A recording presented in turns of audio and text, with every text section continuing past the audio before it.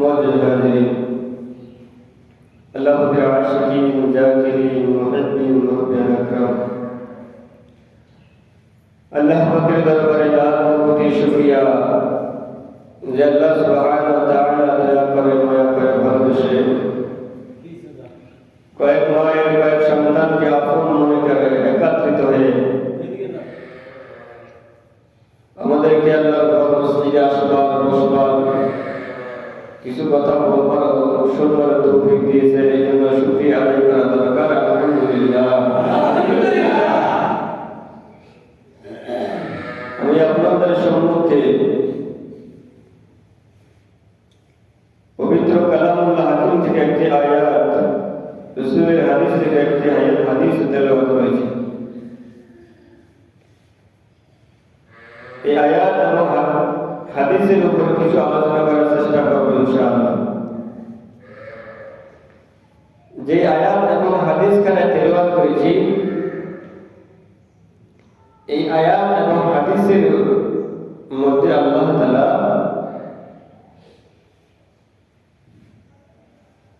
আমানত এবং মানব জাতির আমানত এবং তার অঙ্গীকারের কথা তুলে ধরেছেন। আমরা শুধু বলতে বুঝি, আমানত বলতে বুঝি টাকা পয়সার আমানত, যে আমি একজনের কাছে কিছু টাকা রাখলাম, তাকে বলে দিলাম যখনই আমার প্রয়োজন হয় তখন তা নিব। আমার প্রয়োজন মতো আমি তাকে তার নিকটে চাইলাম, সে দিতে পারলো না, তখন আমরা বলি এটাকে খেয়ালত। শুধু খেয়ালত এটা না, খেয়ালত লেনদেনের ব্যাপারে খেয়ালত আছে, কথার খেয়ালত আছে, দ্বীনের খেয়ালত আছে, আবার কাজের খেয়ালত আছে। এমন কোন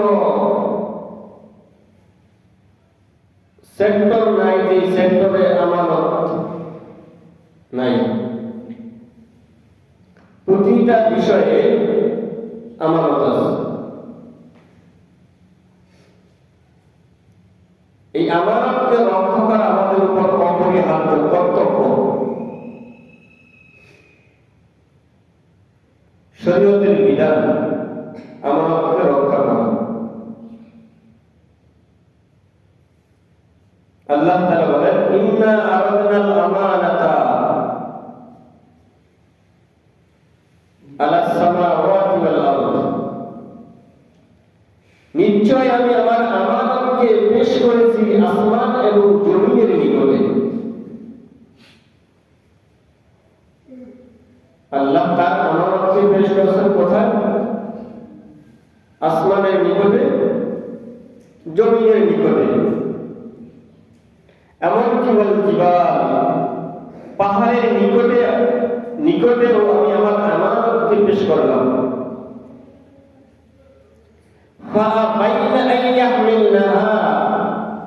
যখনই আমি আমার আমানতকে আসমান জমিন পাহাড় পর্বতের নিকটে আমার আমানতকে পেশ করলাম, তখনই আমানত পাহাড় পর্বত আসমান জমিন আমানত গ্রহণ করতে অস্বীকার জানাই, অস্বীকৃতি জানাই।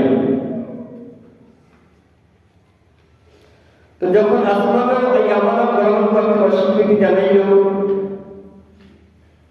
জমিনে অস্বীকৃতি জানাইল যে আমানত গ্রহণ করতে পারবে না, ওয়াল জিবাল,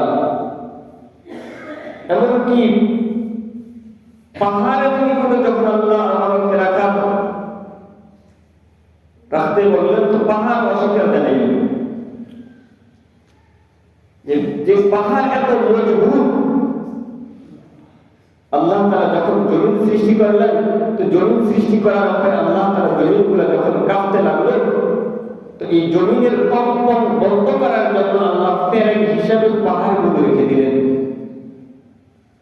এই পাহাড়গুলো রেখে দেওয়ার কারণে জমির কম্পন নড়াচড়া বন্ধ হয়ে গেল।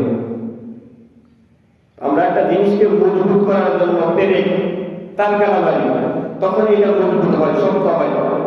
আর আল্লাহ তাআলা জমিনকে সৃষ্টি করার পরে জমিনকে মজবুত করার জন্য, শক্ত করার জন্য পাহাড়কে পেরেক হিসাবে বানালেন।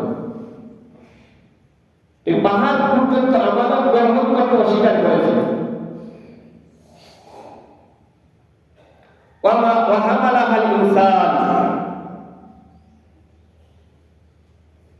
যখন আসমান অস্বীকার করল, জমিন অস্বীকার করল, তখন ওয়াহামালাহাল ইনসান, এই আমানত মানুষ গ্রহণ করেছে। মানুষ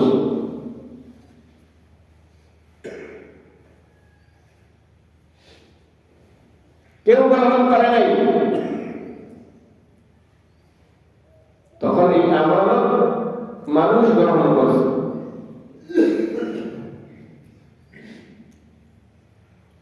فَأَبَيْنَ أَن يَحْمِلْنَهَا وَأَشْفَقْنَ مِنْهَا وَحَمَلَهَا الْإِنسَانُ। কেউ গ্রহণ করল না, একমাত্র মানুষই আল্লাহর এই আমানত গ্রহণ করল। আমানত, দিন একটা আমাদের আমানত, বলছি কথা একটা আমানত। আমি যদি কথা আমানত না রাখি তো আমি আমানতের খেয়ানতকারী। একজন আমার একটা গোপন বিষয় বলছে, গোপন কথা বলছে, তার সাথে আমার অন্তরঙ্গ সম্পর্ক, বন্ধুত্ব আছে বিদেশে আমার কাছে এই কথাটা বলছে। এখন আমি যদি আরেকজনের কাছে ভালো সাজার জন্য, তার কাছে ভালো হওয়ার জন্য আমি এই কথাটা বলে দিলাম অমুকের কাছে, যার ব্যাপারে বলছে তাকে বলে দিলাম অমুকে তো আপনার ব্যাপারে এই কথা বলছে, এটা কি আমানতের খেয়ানত? তাহলে এক নম্বর কথা আমানত, এই আমানতকে রক্ষা করতে হইব। আর আমি যদি আমানত না রক্ষা করি, এটাকে এই না মান্য করি, তাহলে আমি খেয়ানতকারী হিসাবে সাব্যস্ত হইব। দ্বিতীয় নম্বরে দ্বীনের আমানত। দ্বীন বলতে ইসলাম ধর্ম, শরীয়তের যে সমস্ত বিধিবিধান আছে এগুলো আমাদের কাছে আমানত।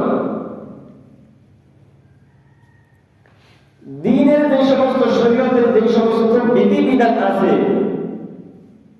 এগুলো অন্যের কাছে পৌঁছালে আমানত আদায় হবে। অন্যের কাছে এইটা না পৌঁছাইলে এই আমানতের খেয়ানত হইব। দ্বীনের দাওয়াত অন্যের কাছে দিলে আমানত রক্ষা হইব, দ্বীনের দাওয়াত না দিলে আমানতের খেয়ানত হইব।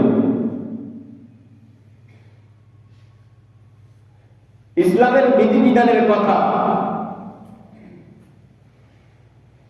নিয়ম কানুনের কথা, শরীয়তের আহকামের কথা যখন আমি মানুষের কাছে বলবো, এই আমানত রক্ষা হইব।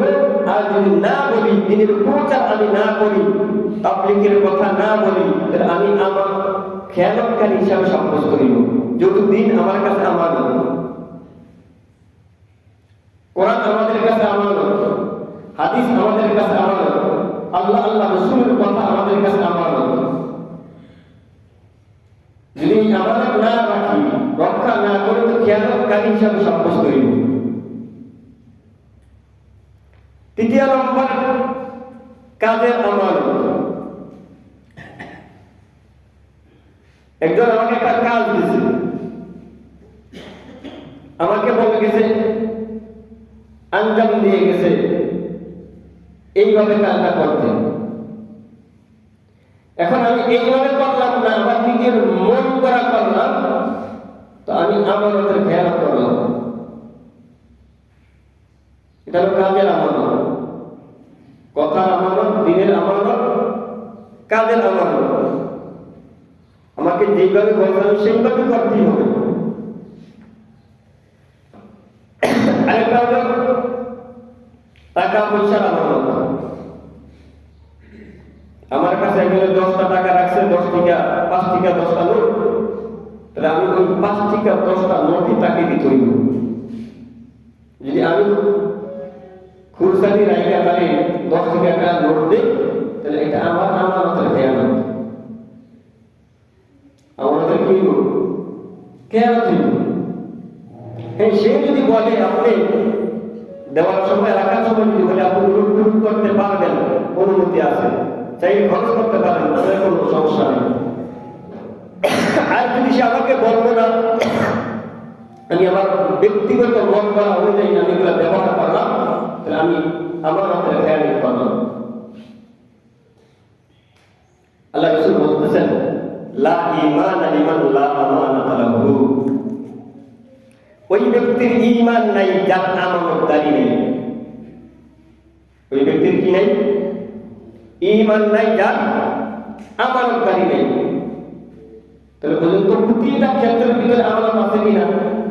কথার ভিতরে আমানত আছে, কাজের ভিতরে আছে, দিন শরীয়তের মধ্যে আছে, লেনদেন আচার ব্যবহারের ভিতরে আমানত আছে। এই আমানত আমাকে রক্ষা করতে হবে। আল্লাহ রাসূল বলেন, লা ঈমান লিমান লা আমানাতা লাহু। ওই ব্যক্তির ঈমান নাই যার আমানতদারি নেই।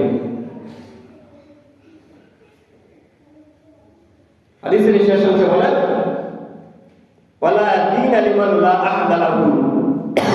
ওই ব্যক্তির দিন নাই, ধর্ম নাই, যার ওয়াদা ঠিক নেই,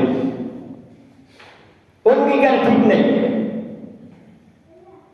আমি একটা ব্যাপারে ওয়াদা করছি, ভাই এখন বিকালে দিন, বিকালে গেল না সকাল গেল না, আমার খবর নেই, আমি ওয়াদার খেলাপ করলাম, অঙ্গীকারের খেলাপ করলাম, দিতে না পারি, আমি তাকে সাইডা তাকে বলতে হবে যে ভাই ওয়াদা করছি দিতে, দেওয়ার কথা দিতে পারিনি, তাহলে তাকে আগে জানানো।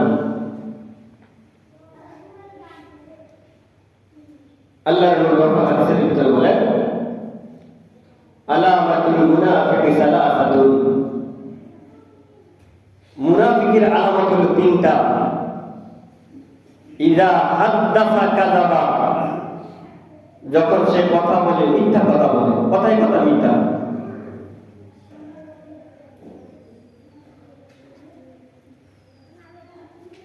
ইযা হাদ্দাসা কাযাবা ওয়া ইযা তুমিনা খানা। যখন কেউ তার নিকটে আমানত রাখে, সেই আমানতের খেয়ানত করে। ওয়া ইযা আহাদা গাদারা। যখন সে ওয়াদা করে, ওয়াদার বরখেলাপ করে। ওখানে বর্ণনায় আছে, ওয়া ইযা খাসামা ফাজারা। যখন সে ঝগড়া করে, গালিগালাজ করে। ওখানে বর্ণনায় আছে, ওয়া ইন সামা ওয়া ইন সাল্লা ওয়া হুয়া ইয়াযুন্নু আন্নাহু মুসলিমুন। যদিও সে নামাজ পড়ে, রোজা রাখে, তবুও সে মুনাফিকের মধ্যে সাব্যস্ত হইল।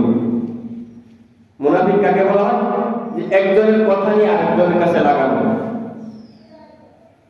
মুসলমান সে, রাসূলের যুগে মুনাফিক ছিল, তারা কারা?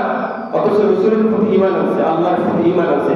আনার পরেও রাসূল যা বলে, যে সমস্ত কথাগুলো বলে, এই সমস্ত কথাগুলো নিয়ে রাসূলের কাছ থেকে কাফেরদের নিকটে নিয়ে পৌঁছায়, যাতে করে কাফেরদের এবং মুসলমানদের মধ্যে বিবাদ সৃষ্টি করতে পারে।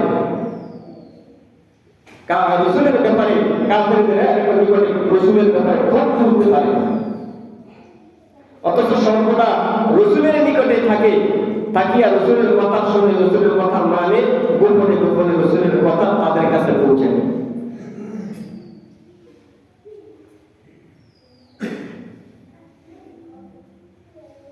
এজন্য আমাদেরকে রক্ষা করতে হইব প্রতিটা কাজে, কথায় দিয়া, কাজ দিয়া, দিনের দিয়া, লেনদেনের দিয়া। আল্লাহ পাক আমাদের সকলকে এই আমানতকে রক্ষা করার তৌফিক দান করুন। ওয়া আখিরু দাওয়ানা আলহামদুলিল্লাহি রাব্বিল আলামিন ওয়া মা তাওফীকি ইল্লা বিল্লাহ। মেরে মুহতারাম